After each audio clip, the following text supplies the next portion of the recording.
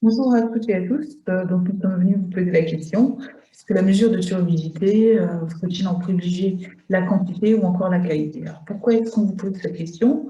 Nous sommes en fait impliqués dans divers types de projets, donc la turbidité de haute précision et la turbidité de basse précision, dont je vous reparlerai tout à l'heure. Et comme dit, ces deux projets s'articulent autour de la mesure de turbidité, donc je vais juste y revenir. Vous savez normalement tous que la turbidité c'est un trouble donc, de l'eau dû à la diffusion de l'onde d'incidence par les particules qui sont présentes dans l'eau. Qu'on a donc ici une échelle liée à la formazine qui vous montre qu'à 4000 unités de formazine, vous avez quelque chose de pratiquement opaque qui ressemble à du lait, et qu'à 10, ça ressemble à de l'eau claire.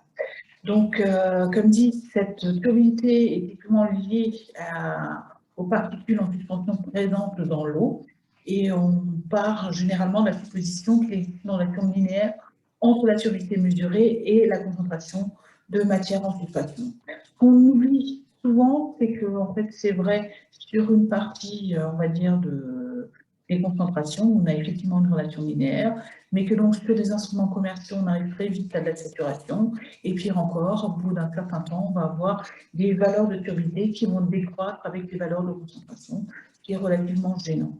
Donc, c'est pour résoudre ce type de problème qu'on s'est penché donc, vers une nouvelle technologie qu'on a donc intitulée TROP, comme Time Resolved Optical Turbidity, qui est donc basée sur le comptage de photons uniques et que nous espérons améliorer en y adjoignant donc, des mesures acoustiques.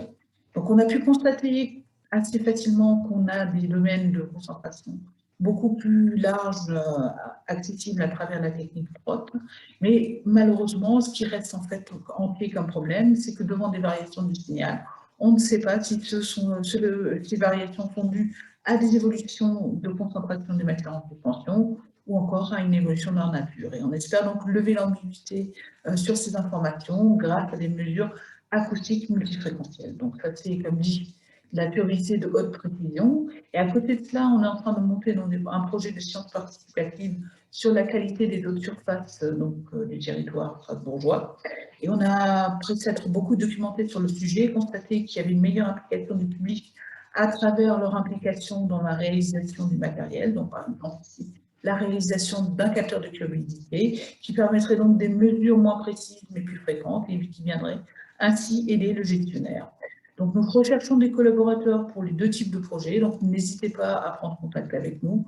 On sera ravis donc de vous entendre.